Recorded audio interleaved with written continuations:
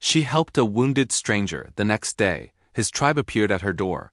The year was 1879, the kind of year when the sun burned the land down to its bones and lonely hearts tried to survive on courage alone. Alnia Hart, 26 and carrying the weight of every mistake the world had thrown at her, walked the long dry creek bed with an empty bucket swinging at her side. Water had become a blessing. Hope had become a chore.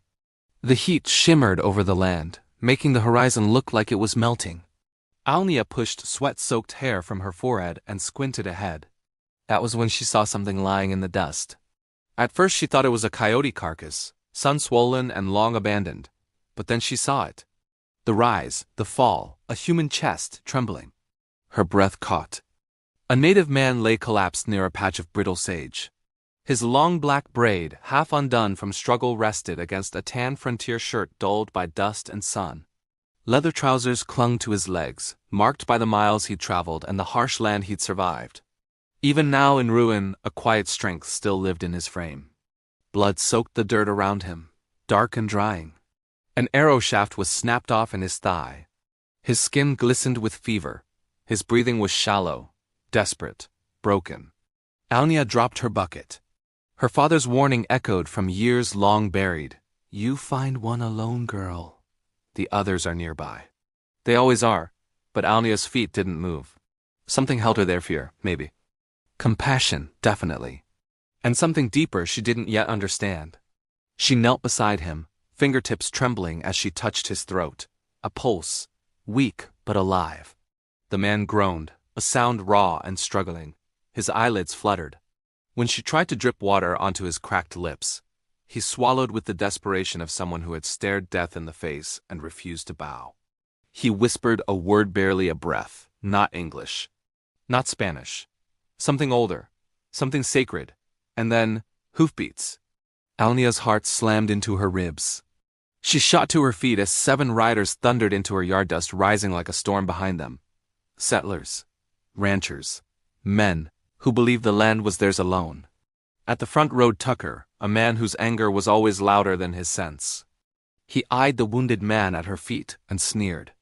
Well, hell, you patching up one of them, Alnia Hart? He's dying, she answered, voice steady. Good. Tucker spit into the dirt. That Comanche devil killed 2 of our men. You help him, you damn near join him. Alnia stood straighter. This is my land. My choice. He raised his rifle. Alnia's hand flew to hers. Point that gun one more time, Tucker. I swear I'll bury you right next to the man you were trying to kill. Silence cracked like lightning. Then Tucker snarled, jerked his reins, and rode off. The others followed, but their hateful glares stayed behind like ghosts. Alnia waited until the dust settled, then dropped to her knees again beside the wounded man. You better survive, she whispered, lifting him with shaking arms. Don't make me regret this. Every step toward her cabin was agony. But she carried him, this stranger, this near ghost, down into her cellar, where the air was cool and safe. Only when she bolted the hatch did she allow her trembling to begin. Down in the darkness, the man whispered one word again. A name carried on pain and breath. Tokama, Alnia exhaled. Then live, Tokama, she whispered. I'll fight the whole world if I have to, and she would. The cellar smelled of cool earth and old memories as Alnia Hart pushed the wooden hatch shut and lowered the lantern. Shadows stretched across the walls, flickering like restless spirits. At the center of the dim room lay the wounded man whose name she had only heard in a whisper. Tokama. He looked impossibly still, as if the desert had nearly claimed him before she tore him away from its jaws. His bronzed skin glistened with fever. The long black braid that had fallen across his shoulder seemed almost alive in the lantern light. Even in weakness, his frame carried the quiet strength of someone used to riding hard trails and surviving harsher days. The arrow in his thigh stuck out like a cruel accusation, and his tan shirt and worn leather trousers bore the dust and strain of a life spent close to the land. Alnia forced her shaking hands to steady. This is just flesh and bone, she told herself. But if I make a mistake, he dies. She knelt beside him.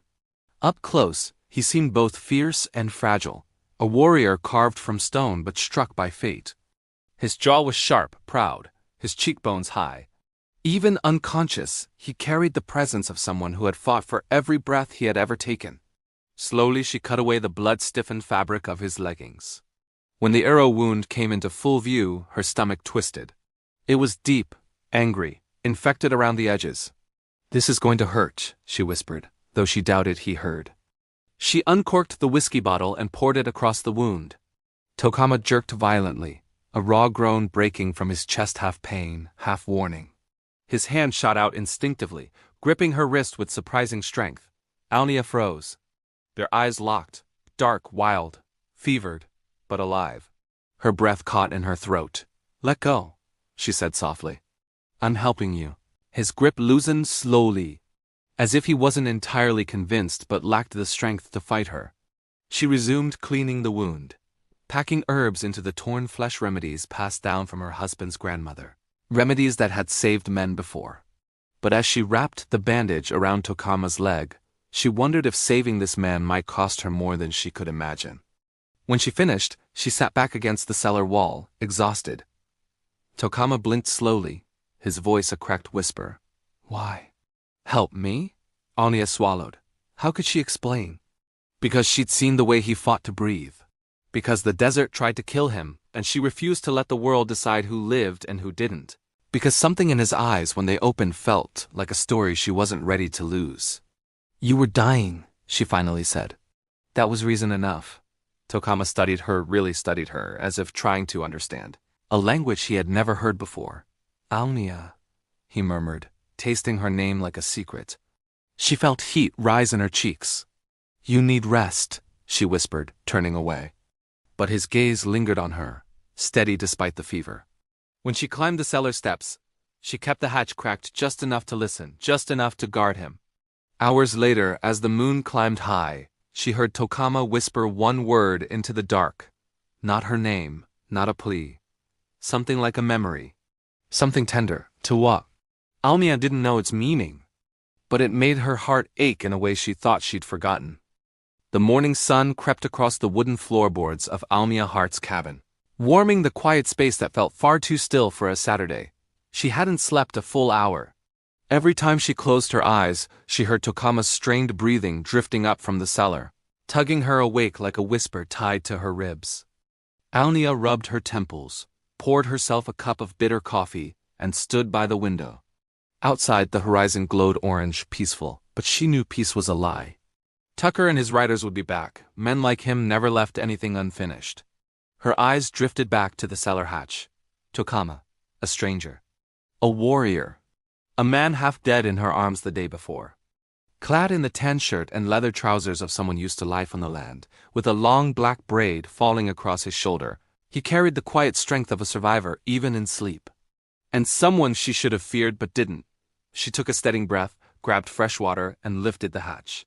The cellar was dim and cool, the lantern burning low. Tokama lay where she'd left him. Bandages tightened around his thigh.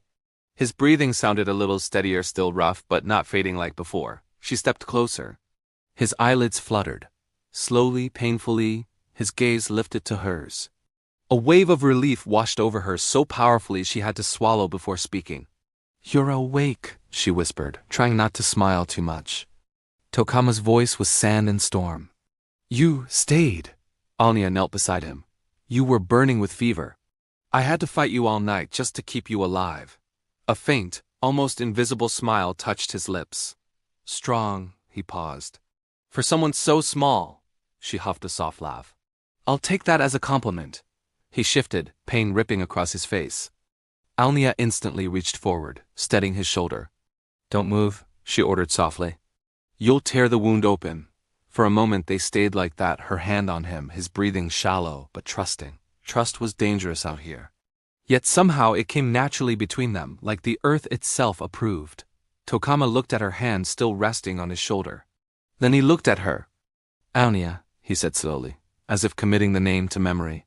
"Yes?" He hesitated. "You saved my life," she swallowed, her throat tightening. "Someone had to." Tokamada's eyes softness. Softness she hadn't expected in someone who carried the weight of battles across his skin. "Tawa," he murmured again. Alnia blinked. "You said that before. Last night. What does it mean?" Tokama exhaled, his gaze drifting toward the lantern glow. "In my language." It means home, or the feeling of one. Alnia's breath stilled. Home? Had he thought she was home? Or had he been dreaming of someone he lost? Before she could ask, his eyes drooped again with exhaustion. You should rest, she whispered. He nodded faintly, but before sleep took him, he asked, voice barely a breath. Will you still be here when I wake again? Alnia's heart tightened in a way that scared her. Yes, she said. The truth, the promise, the pull she couldn't ignore. I'll be right here. Tokama closed his eyes, trusting her completely. Even now, in rest, he seemed like someone shaped by the land itself, strong, steady, enduring. And for the first time in years, Alnia felt something in her chest stir. Something warm, something dangerous, something like hope. The next morning broke with a golden hush that made the world outside the cabin seem deceptively calm. Alnia Hart carried a bucket of water from the creek, every step heavy with the memory of yesterday. The dust clung to her skirts, but she didn't mind. Her thoughts were on Tokama, lying in the cellar, fragile yet alive, and somehow impossibly a part of her heart. She pushed the hatch open. Tokama was sitting up against the wall now, his long black braid falling over his shoulder, tan frontier shirt wrinkled from sleep, and leather trousers dust-streaked from the cellar floor. His eyes were sharp but cautious, fingers brushing the floor as though testing the air for threats. He looked at her, and for a heartbeat nothing was said. Just the sound of the creek flowing, faint through the window, and the quiet tick of the lantern's flame. You moved, she noted. That's progress. Tokama's lips curved in a shadow of a smile. Progress is slow. Alnia knelt beside him, brushing a strand of hair from his forehead. His face was dirt-streaked and sunburned, yet there was a strength that drew her in raw, unpolished, impossible to look away from. Even in his weakened state, his frame radiated the quiet power of someone forged by harsh lands and hard survival. I brought breakfast, she said, placing a tin cup of coffee and a small loaf of bread beside him. Don't look at me like that. You need food, not admiration. He laughed softly, a low rumble that warmed her chest more than the sun ever could. You are unlike anyone I've met. Alnia's eyes twitched, unsure how to respond. Unlike anyone he'd met? That was a compliment, yes, but it also sounded like the kind of observation that came before trust or danger. Before she could answer, a shout from outside froze them both. Alnia Hart, step away from that cabin. Her pulse spiked. Tucker, she knew it. And she also knew she couldn't leave Tokama exposed. He wasn't healed enough to fight. Not yet. She stood, hand on the rifle, and peered through the window. 7 riders, dust curling beneath their hooves, were approaching with determination and menace. Her stomach tightened. Tokama reached for her hand. I will stay, he said, firm. Let me. His voice faltered. He had yet to regain his full strength. No, she whispered, gripping his fingers. I chose this. You trust me enough to live. Let me make it right. He nodded, the corners of his mouth tugging upward. You are fierce, fierce. That word hung between them like a promise. Alnia drew a deep breath, grabbed her rifle, and stepped outside. The riders halted, startled by her stance. Tucker's sneer was the same as yesterday, but this time he could see she wasn't afraid. You still hiding that Comanche? He called, voice edged with menace. I'm not hiding anyone, Alnia replied, her voice steady. I'm protecting life. Yours included if you step lightly. A tense silence fell. Then, the distant rumble of hoofbeats on the horizon. Tokama appeared at the doorway, leaning on the frame, bandaged and limping, but alive and watching. His braid caught the sunlight, tan shirt and leather trousers worn but resolute, a living reminder of the strength that had carried him through the desert. The sight of him standing, breathing, defiant was all Alnia needed. She felt a surge of hope, fierce and unshakable, coursing through her veins. And in that moment she realized, together, they were more than 2 people surviving the desert. They were a force, unbreakable, a line no one could cross without consequence. Tokama's eyes met hers. No words were needed, only trust, only heart. Only the quiet understanding that life, and perhaps love, was something worth standing for. Alnia exhaled, steadying herself. The battle for survival was far from over. But for the first time she didn't feel alone. The sun rose over the desert like molten gold, spilling light over dry mesas and jagged rocks. Alnia Hart stood at the edge of her property, Tokama beside her, leaning slightly on a gnarled staff he'd carved from a tree limb. His long black braids swung over his shoulder. The tan frontier shirt and leather trousers dust-streaked but resilient, a quiet testament to the life he had endured. His bandages were fresh, his strength returning slowly, but his presence alone gave her courage she didn't know she had. The air was tense with anticipation. Tucker and his men had retreated yesterday, but Alnia knew it was temporary. They would return. They always did. And yet for now, there was a fragile peace that seemed almost sacred. Tokama's gaze swept the horizon, sharp as a hawk's. "They will test us," he said quietly. "They always do," Alnia nodded. "Then let them." "We are ready." He glanced at her, eyes dark yet filled with an unspoken warmth. "You fight like the land itself is with you." Alnia's lips quirked, half smile, half grimace. "I fight for you, for life. And if I must, I fight for justice." The morning passed with slow, deliberate care. Alnia checked the defenses around the cabin, reinforcing doors, stacking firewood as cover, and storing water for days ahead. Tokama helped, steadying himself on the rough wood, lifting logs, his presence calm and commanding, reminding her that strength could coexist with patience and trust. By midday, the Comanche warriors appeared on the horizon again, dust rising around their horses' hooves like spirits of the plains. This time they dismounted without fanfare, moving with purposeful grace, their eyes scanning the surroundings, their weapons lowered but ready. Maka, their leader, approached, and Alnia could feel the weight of his scrutiny. "You keep him well," Maka said simply, voice like gravel smoothed by wind. Alnia glanced at Tokama. He nodded, the long braid brushing his chest, understanding the praise in Maka's tone. "He is alive because she chose life over fear," Tokama said quietly. The warriors moved around the cabin, silently reinforcing the perimeter, and Alnia felt a strange warmth in her chest. Protection, solidarity, something more than survival. It was community, honor, trust.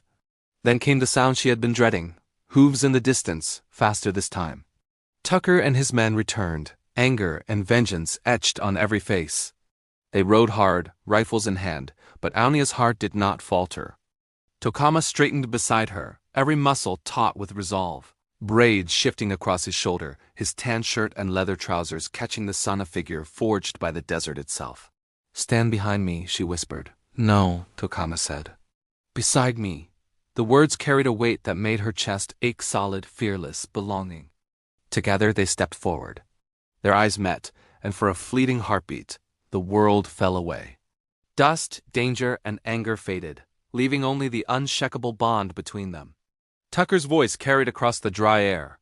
"Give him up, or face what you deserve." Alnia lifted her rifle, Tokama gripping her arm gently. Maka and his warriors flanked them, the tension of the land and wind and blood aligning like a living barrier. And in that moment, Alnia realized something profound. They were no longer just surviving. They were claiming life, love, and freedom on their own terms. Tucker hesitated. His eyes flicked to the perimeter of silent warriors, the courage in Alnia, and Tokama's stance, and the unspoken promise of what lay behind them: unity, trust, and heart. Slowly, he backed down. Not defeated in the conventional sense, but confronted by something he could never break. The bond between Alnia Heart and Tokama, two souls carved from the same desert, tempered by fire, dust, and devotion. For the first time in days, the desert seemed quiet, not oppressive. The sun glinted off the rifles at rest, the horses breathing easy, and Alnia felt something swell inside her: hope. Tokama took her hand, fingers warm and steady. His braid brushed her arm lightly, his stance a mix of strength and calm. "We survive," he said. "Yes," Alnia replied softly. "And we live, together." The wind carried away the tension, leaving only possibility.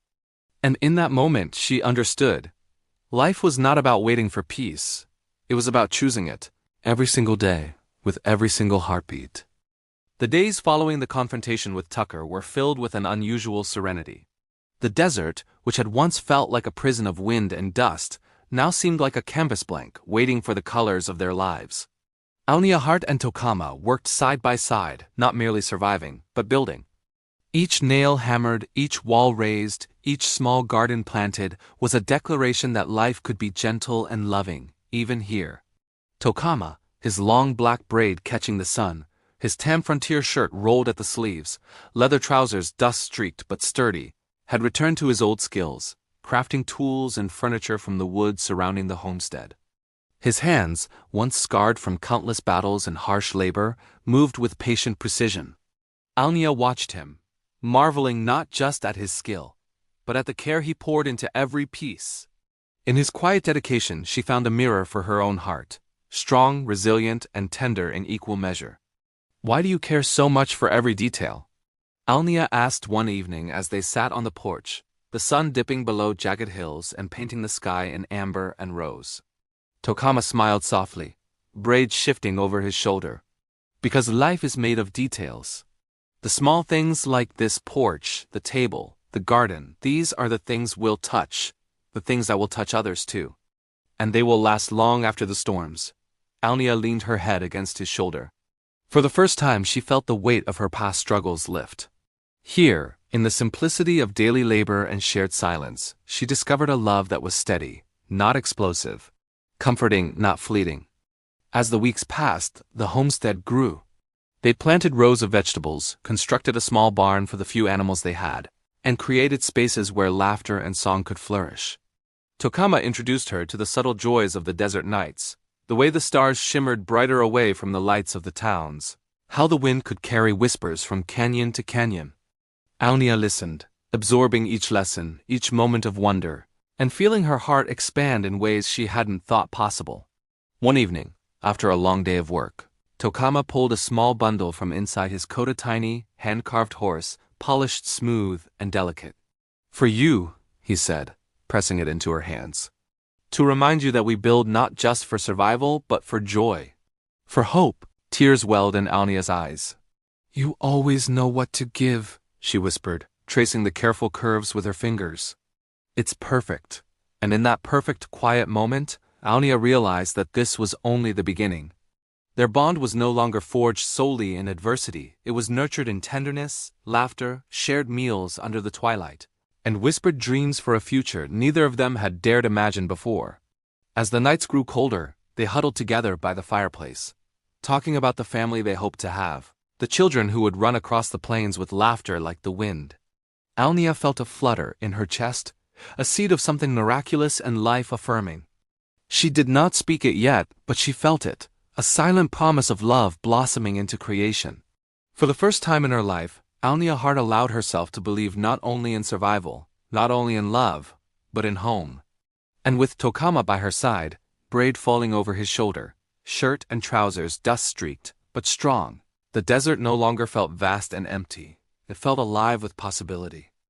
Winter approached slowly, painting the desert in muted golds and silvers. Frost kissed the edges of the homestead each morning, sparkling like a secret blessing. Alnia Hart and Tokama had grown into a rhythm together, each day a harmony of labor, laughter, and quiet reflection. The home they had rebuilt, simple, strong, alive with the scent of wood smoke and fresh earth, had become more than shelter. It was a sanctuary, a testament to endurance and hope. Alnia stood at the edge of the newly tilled garden one morning, the chill biting at her fingers, and watched Tokama carefully arrange rows of seedlings. His long black braids swung lightly over his shoulder, his tan frontier shirt dust-streaked, leather trousers sturdy and worn. Every movement was deliberate, patient, each action infused with a gentle purpose. "You treat these plants like they're as important as people," she said, smiling at him. "They are," he replied, his voice low and steady. "Every life deserves care. Even the smallest, even the fragile." Alnia's heart stirred at the depth of his thought. It reminded her that love was not always loud or dramatic.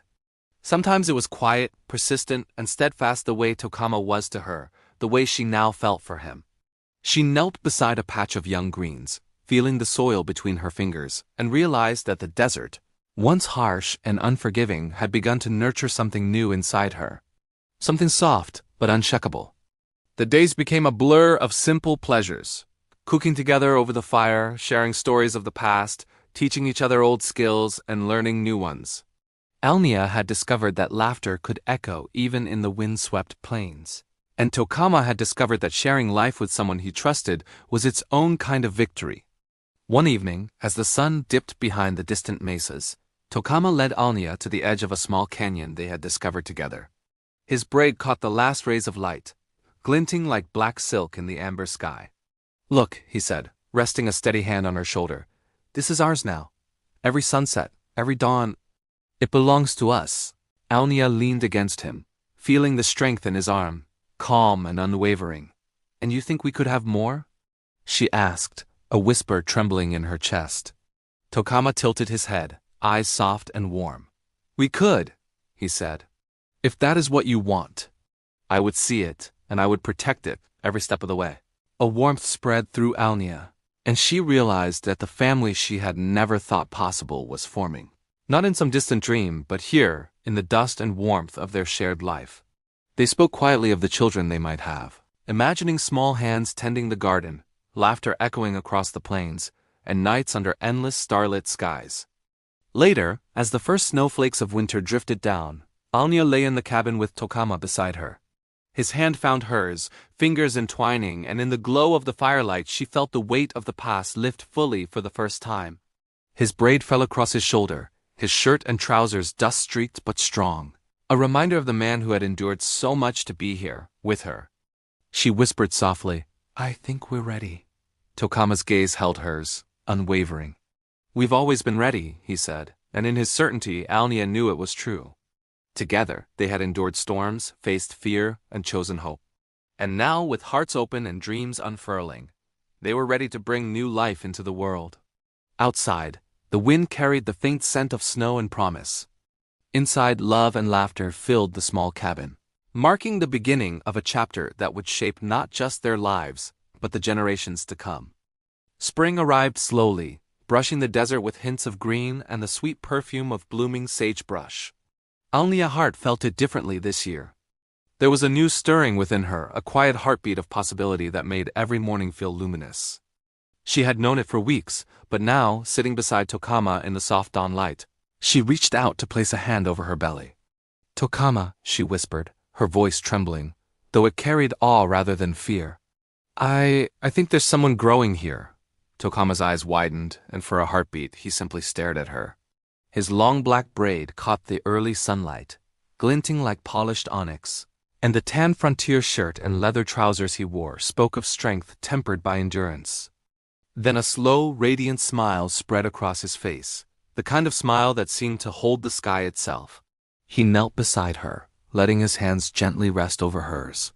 "Alnia," he said, his voice soft as wind through the canyon, "we've made a home. And now a family begins."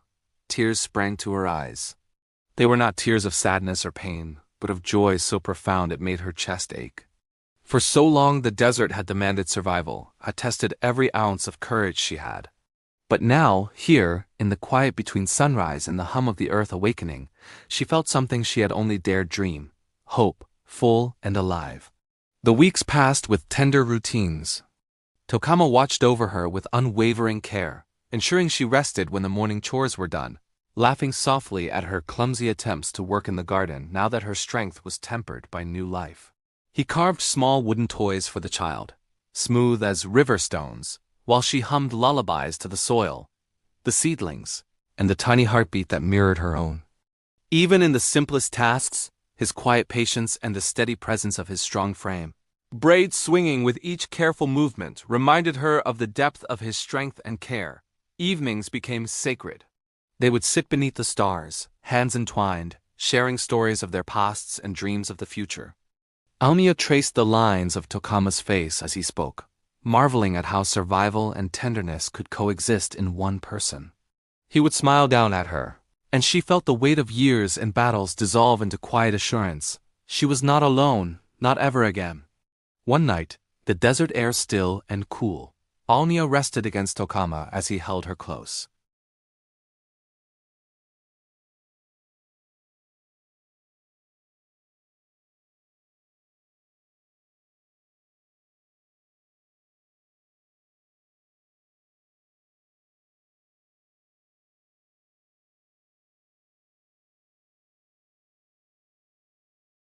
The desert seemed to hold its breath with them, waiting for the day when laughter would fill their cabin, when tiny hands would plant seeds alongside theirs, and the legacy of resilience, courage, and love would continue.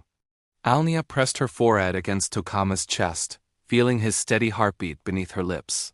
The strength in his frame both protective and reassuring. "We did this," she whispered. Tokama kissed the top of her head. "No," he said softly. "We begin this. Together." And for the first time in her life, Alnia Hart felt the future in her bones. A future rich with promise, love, and the miracle of new life. The desert summer grew hot and golden, the air heavy with the scent of sage and earth baked dry by the sun. Alnia Hart moved slower now, each step measured, her belly a gentle weight of life and promise. Tokama never left her side. From sunrise to sunset, he carried water, chopped firewood, and fetched herbs, his long black braids swinging with each careful movement, his tan frontier shirt and leather trousers dusted with the desert. He hummed quietly, a rhythm that seemed to soothe both her and the child within. One afternoon, as they sat on the cabin porch watching the horizon shimmer in waves of heat, Alnia traced the lines of Tokama's weathered hands. "I feel connected to everything now," she said softly. "The wind, the earth, the stars. It's as if this life inside me is tethering me to it all." Tokama nodded, his dark eyes reflecting the bright desert sky, every line of his face strong yet tender. "It is a bond that cannot be broken," he said. "This child will know the strength of the land and the strength of its parents." But even as their hearts swelled with anticipation, the desert reminded them that life was never without its tests. One evening, a sudden storm swept across the plains, wind tearing through the canyon with a force that rattled the cabin walls. Alnia's pulse quickened and her hand flew to her belly as she felt sharp, unexpected pain. Tokama caught her before she could fall, his arms steady, his presence like a living shield, voice calm and commanding. "Breathe, Alnia, I am here, always." Hours passed in a tense dance of wind, rain, and whispered reassurances. Tokama's hands never left her. He counted each breath with her, his solid frame and unwavering strength a fortress against the chaos outside. When the storm finally passed, the desert lay washed and glistening, and Alnia's fear ebbed like the retreating rainwater. "See?" Tokama murmured, brushing rain-slick hair from her face. "Life tests us, but it also carries the promise of growth." The weeks that followed were gentle. Alnia's belly grew round and strong, her laughter returning as she felt tiny kicks that made her heart leap. Tokama began speaking to the child as though it could understand every word. He told stories of the land, of rivers hidden behind rocks, of sunsets that set the sky aflame, of survival, courage, and the tenderness that could be found even in hardship. Alnia found herself whispering her own hopes into the quiet night. "May you be brave and kind, and know love before you even take your first breath," she said softly, resting her hands over Tokama's. One evening, as the sky blushed pink and orange, Tokama placed his forehead against hers, braid falling over his shoulder, voice husky with emotion. "Soon," he said. "Soon we meet the miracle we've been building together." Alnia closed her eyes, feeling the life inside her shift with a tiny kick. "I can't wait," she whispered. "I want them to see the world with wonder, to know courage, to know love," Tokama smiled, pressing a kiss to her temple. "They will. Because we will teach them, because they are ours." The desert seemed to hold its breath along with them, waiting, as though even the land knew the miracle about to unfold. A life born from fire, dust, survival, and unwavering love. And Alnia Hart, her heart full and trembling, realized that the hardest journeys led to the most beautiful beginnings. The morning air was crisp and still, the sun lifting slowly over the horizon, painting the desert in soft golds and pinks. Alnia Hart lay on a simple cot in the cabin, her hand resting on her rounded belly.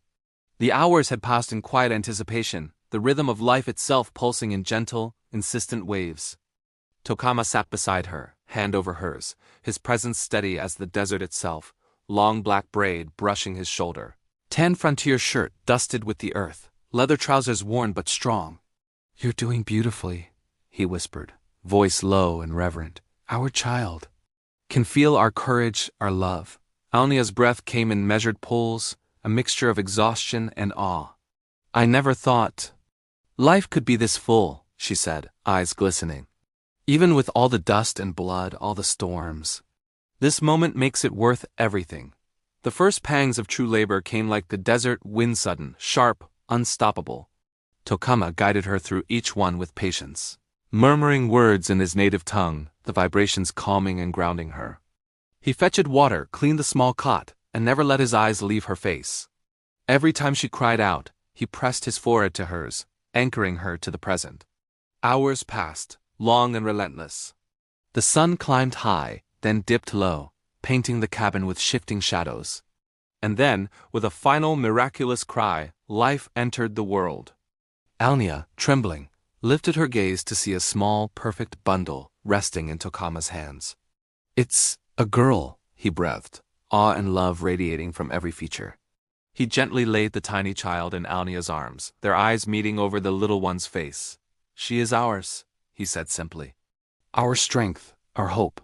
Tears streamed down Alnia's cheeks as she cradled the child, feeling the warmth, the pulse of life, the fragile beauty of a future yet unwritten. "She is beautiful," she whispered. "She's perfect." Tokama leaned close, lips brushing her temple, then pressed his hand to hers over the baby. "We survived, Alnia. All of it, the dust, the fire, the fear, it led us here." Outside, the desert seemed to celebrate with them. A soft wind rustled the sagebrush, carrying the scent of earth and life. The sky blushed with the colors of sunrise, as if even the land was welcoming the new life. That night, the cabin glowed with quiet warmth. Tokama sat on the floor beside the cot, one arm wrapped around Alnia, the other resting near the baby. The three of them, mother, father, child, formed a circle unbroken by fear, hardship, or doubt. Alnia whispered into the still night, "We'll teach her the world, Tokama. The strength of love, the courage to stand, the value of life." He nodded, eyes soft and unwavering, braid falling over his shoulder. "And she will know safety, laughter, and the kind of freedom only love can give." The baby stirred, tiny fingers curling around Alnia's, and for the first time she felt a peace deeper than anything she had known. The storms of the past, the battles, the loneliness, they had all brought them here to a new beginning. As stars pricked the velvet night above, Alnia and Tokama held each other and their child close. The desert stretched endlessly around them, but inside the cabin, there was a world full of love, hope, and the promise of tomorrow. And in that moment, hearts full and spirits unbroken, they knew one thing for certain: they had survived, they had loved, and they had created a future worth every hardship. The dawn of their family had arrived,